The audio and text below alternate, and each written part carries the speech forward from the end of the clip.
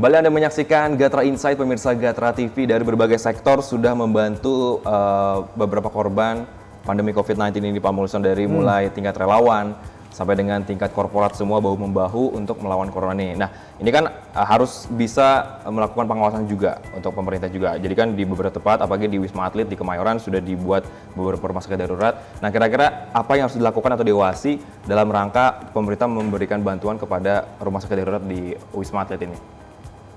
Di Wisma Atlet saya kira lebih ke soal tepat sasaran ya. Kalau selama ini kebutuhan apa sih di rumah sakit, kalau mungkin di Kemayoran mungkin sudah jelas apa saja yang diperlukan, karena memang ini rumah sakit khusus gitu ya, yang diperlukan untuk perawatan pasien yang sudah positif terkena.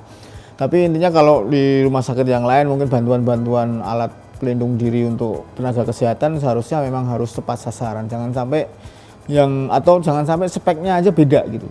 Karena ini sangat berbahaya, sangat riskan kalau memang tenaga kesehatan ini juga mendapatkan alat-alat yang kurang bermutu. Ini juga karena taruhannya nyawa gitu kan.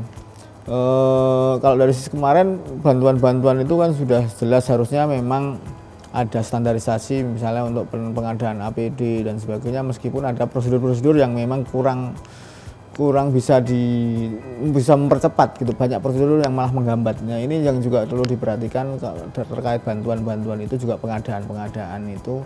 Kemudian untuk mengawasinya saya kira juga ada perlu pengawasan agar tidak terjadi nantinya malah jadi pidana. Itu yang memang jadi concern semua orang gitu, Mas.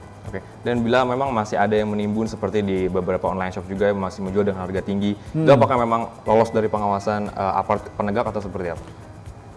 Saya kira itu juga kalau bukan sebuah bukan pidana, tapi itu mungkin bisa jadi kebijakan, misalnya perusahaan e-commerce setempat, misalnya dia jual di berapa perusahaan e-commerce gitu, mungkin e-commerce-nya kalau melihat itu sebagai sebuah pelanggaran menyalahi aturan yang dia tetapkan di situ, kalau misalnya kliennya seperti itu, harusnya memang perusahaan e-commerce itu yang melakukan seleksi gitu ya, misalnya dibekukan atau apa, agar misalnya kalau dia menjual harga tinggi masker dengan harga tinggi berlipat berapa 300 kali, ini harusnya ada kebijakan sendiri dari pemerintah, karena polisi mungkin saya kira juga nggak bisa, itu bukan penipuan gitu kalau misalnya orang beli dengan harga tinggi dan mau, kan bukan penipuan. Tapi kalau misalnya itu meresahkan, saya kira juga misalnya bisa dilakukan seleksi di e-commerce-nya sendiri gitu, Mas. Oke. Baik, nanti setelah jeda pariwara, pemirsa Gatra TV, saya dan Pak Mulson masih membahas mengenai PSBB